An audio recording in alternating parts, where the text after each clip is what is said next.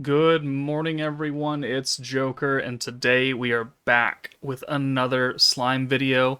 The dev live stream just ended a little bit ago, and man, I'm gonna tell you, it does not have a lot of information for us. It was very, very light, but it's also because it was taking place real time at a live event at like 2 in the afternoon in Japan.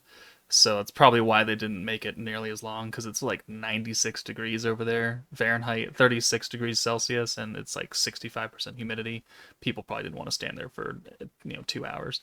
But the theme of the meta is Tengu versus Snake. So this is very much season 3 focused, and as you can probably see from that teaser image, we are going to get a Momiji and a Benimaru for this meta.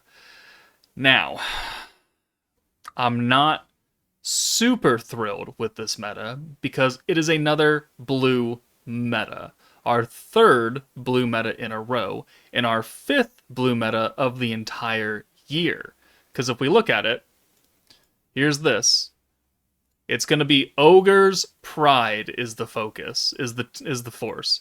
And we're coming off Prosper, blue, which is coming off Commander, which is blue, which then we had Exalted Champions for the 2.5 anniversary. And then we had Primal Demon and Tempest Elite back to back, which were blue. And then we had Overlord and then New Year's Blessing, which was orange. So, one orange meta, two green metas, one of which you can't get ever again, and then five goddamn blue metas this year so far. It's actually ridiculous, and I'm getting quite irritated. It might be a personal thing, but man, I'm tired of blue teams, okay? Alright, let's just move on. Looking at Momiji, we'll actually cut over to the English dev diary. Sorry, spoiler right there.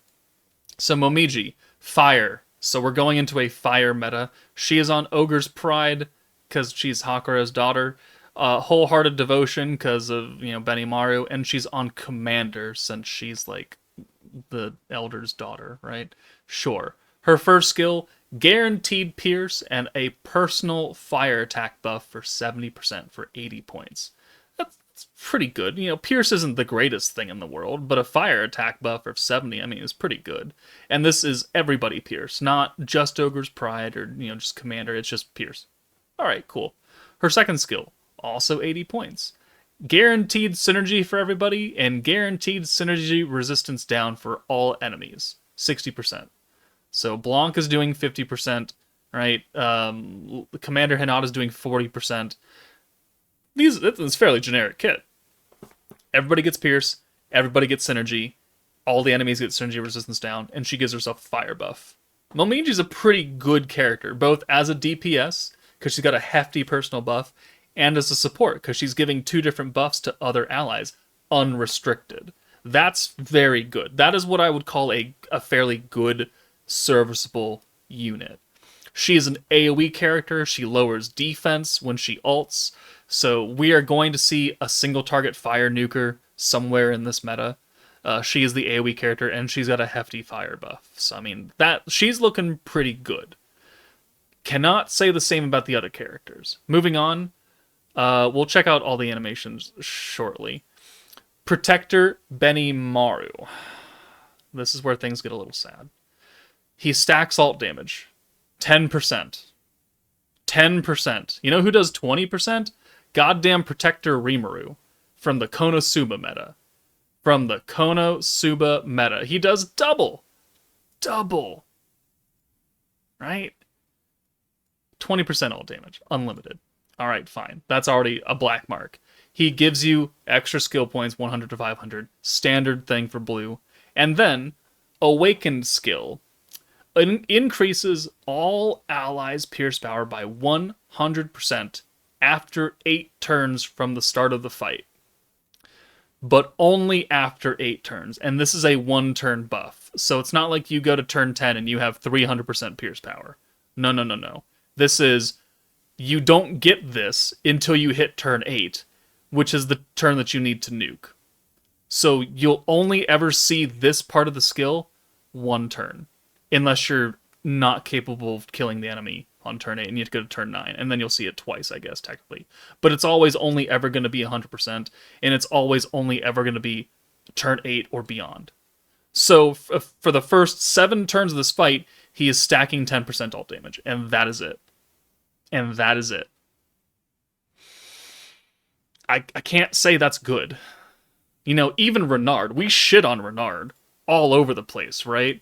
When he came out, because he's not stacking very powerful things. He's stacking ult resistance down, which I guess is cool, and he's stacking weakness strike, which is one of the worst. It is probably the worst buff in the game. But he's still double stacking. 22% total buff right there.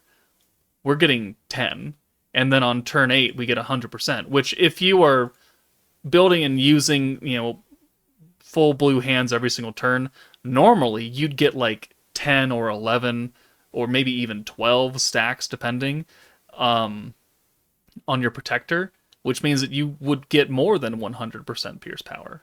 So it's like, why is this just not 10% pierce power alongside the ult damage? Like, why is that not a thing? You know who else does that? Goddamn Light 3.0 Shuna does 10% stacking pierce power. And 10% stun strike. Like, why does this have to be after 8 turns? Why is it not constant? It makes no sense. No sense. He's giving extra damage for Ogre's Pride category allies to Earth enemies, 60% standard. Increases magic characters' attack and defense by 25%, or 20 if he's not fully duped out. That's standard. And then he raises your skill cap by 50 across the board every single turn. That's standard. So he's not doing anything new. He's actually more restricted, because not only do you not get this until turn 8, you need someone to actually give you pierce rate to begin with. Which, yes, Momiji does. There's a number of characters that give pierce rate in the game. It's not a very good buff, but they do exist. But you're not going to see it for 7 turns. So, what the fuck are we doing? Alright, moving on. We have free-to-play Hakuro. He was the one with the sword in that free-to-play gear teaser that we saw. Yeah, he's on Ogre's Pride. What do you know? He's Wind. He's on Ogre's Pride, Tempest Elite, and the Flashback Bazaar, which all the free-to-play characters get. His first skill, 35 points. 35. Changes Ogre's Pride characters' orbs into Soul of Divine Protection. So he changes 3 orbs of any color to blue, as long as they're Ogre's Pride. If they are not Ogre's Pride, he doesn't change jack crap. And then he gives a 10% gauge increase to all blues. 35 points, though. 35. Which means that in a standard fight where you start with 30, you can't use him turn 1 unless you bring, like, Space Milim, or Water Soe, or Wind Lumi. Like, a character who raises your turn 1 skill cap increase. We got Misery a couple months ago. Where the fuck is she? She changes 3 orbs. Granted, they're a specific color, but she's only 25 points. Right? She changes 3 Primal Demon oranges to blues. Like, this is, now Ogre's Pride, but it's any color. And I get that. It's more useful, because you're not limited to just oranges or just greens. You can change whatever color you need. But why is this not a 30-point skill? This locks you out of using him turn 1, which means you need to bring another orb converter to convert turn 1, because Beatdown Battle has a special convert required for turn 1. But if you don't have the skill point units, you can't use this Hakuro skill turn 1. Why? I don't know. Moving on. His second skill, 15 points. Increases Ogre's Pride ult gauge by 20%, and then stacks blue damage by 10%. So, not only is he locked to Ogre's Pride for his orb change, he's locked to Ogre's Pride for his ult rush. This is what I call not a good free-to-play character. You know what is a good free-to-play character? Not Misery, because she's almost the fucking same. Good free-to-play characters look like Rieger. Why is Rieger good? Because all he does is he changes 2 orbs, and he ult swaps twice. 2 orbs. There is no restriction here to Prosper or Goblins or whatever the fuck, Tempest Elite. It's just an orb change and an ult swap. Use it as you wish. This is specifically Ogre's Pride for a ridiculous cost, and only Ogre's Pride alt gauge. This is not a good unit. This is not a good free-to-play unit. Ogre's Pride is not really a top-tier team, and it's still not going to be a top tier even after this meta comes out, because if you look at it, you've got a literal fuck ton of Shunas, okay, you've got Benimaru, and you've got a whole bunch of old-ass characters. You know, Bride Shuna is only useful as utility now. Vengeance Shuna is dumb. Idol Shuna is still fairly good. Tempest Fleet Shuna is okay. And, you know, Tempest Fleet Benimaru is a really good unit, but he's got a physical buff, and this is a magic meta. So he's not useful at all. Unless you want to use him for his orb change, I guess. But, you know, his other skill is actually useless. So, like, what? Are you nuking with Fire 2.0 or OG Fire Benimaru? Are you nuking with Water Shuna and Shion? Like, are you nuking with Sad Earth Soe? Like, what? Who are you rushing alts for?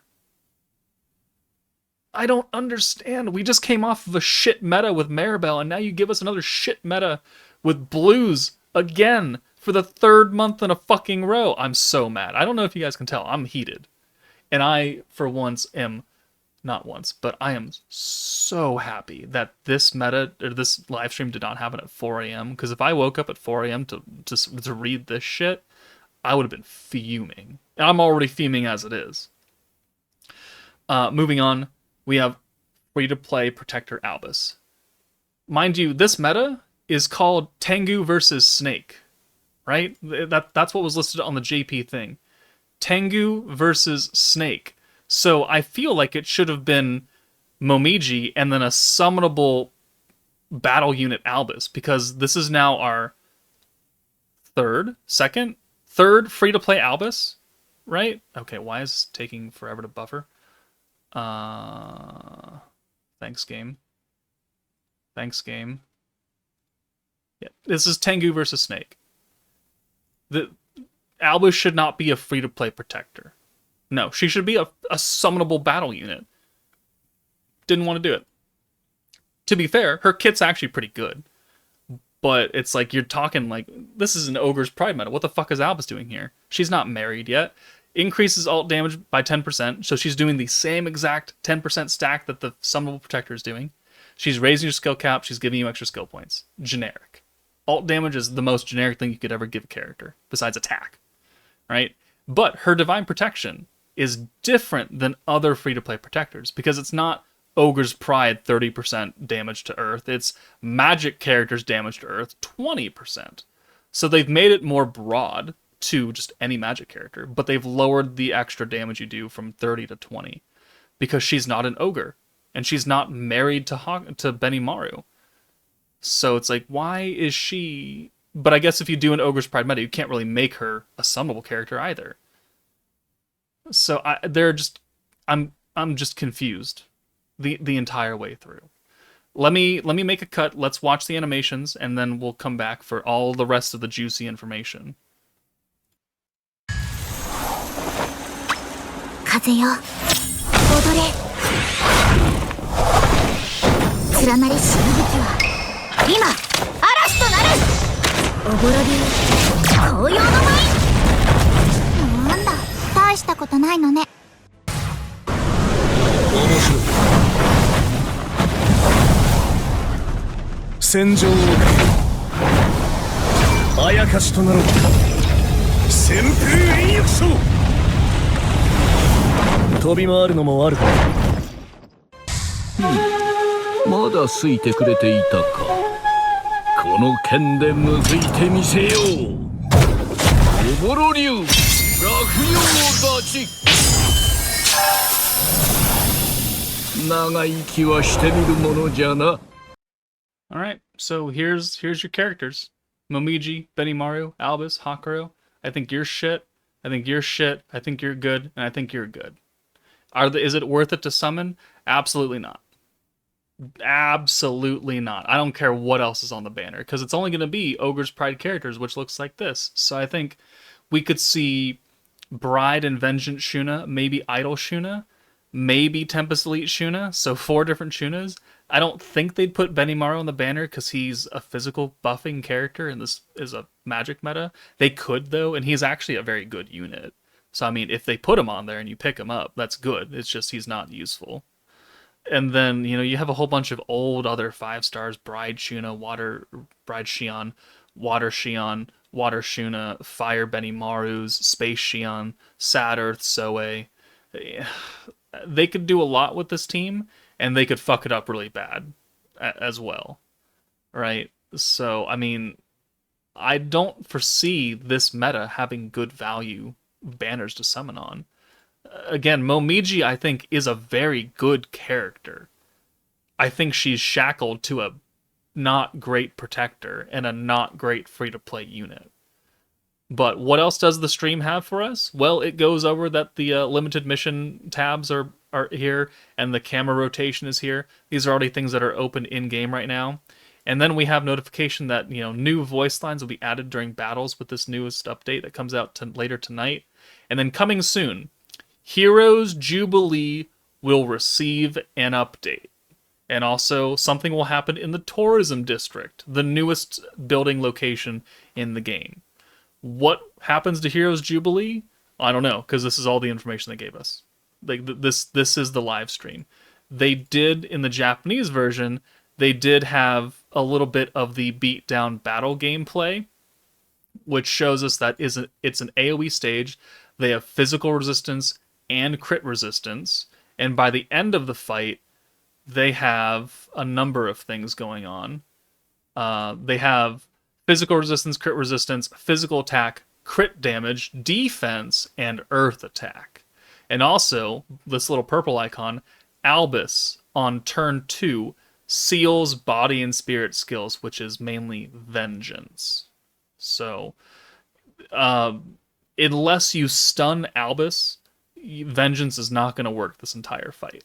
So you have to bring a stunning character, which is good because you got 100 free Octagram emblems from the 1,000-day login bonus, and you can buy Octagram Guy. This is why Octagram Guy is so good. If you have the Vengeance team, you normally wouldn't be able to use it here. Like, you legitimately could not use it. But now with Guy, if you just stun Albus for 8 turns, 9 turns, 20 turns, I don't know, however long it takes, then you can use Vengeance. That's why he's so good, and that's why I recommend people pick him up over all the other characters. But, you do you can do what you want. But that is literally all they showed in this live stream. They did a little bit of extra gameplay for the new Isekai Chronicles game that's coming out on the 8th or the 7th, depending. But that's it. They didn't list any skill fusions. They didn't list any other kind of updates. They didn't explain what's happening to Heroes Jubilee. The dev live stream did put a date on it. I'll try and find it somewhere.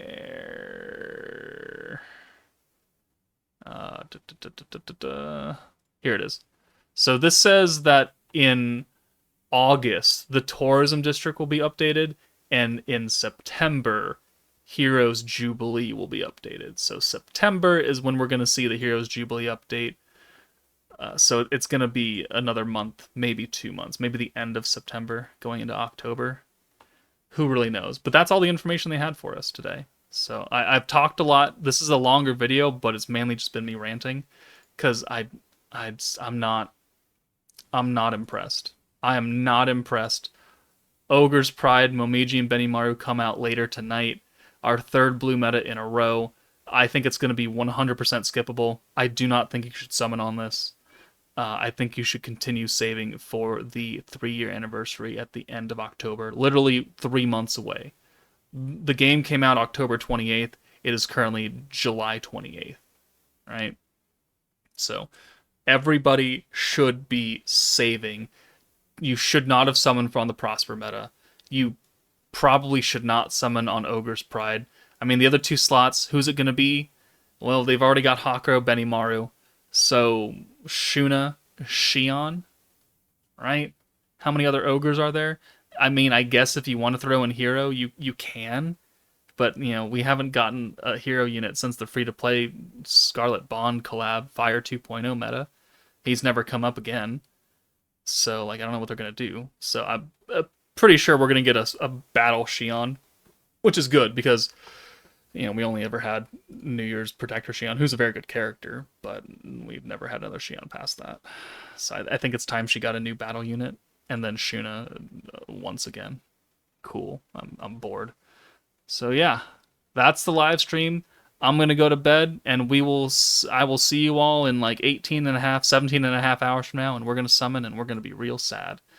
But let me know your thoughts in the comments below on what you think this meta's, how you think it's gonna do. What other two characters are they gonna bring in? But yeah, I'll see you guys later. Bye bye.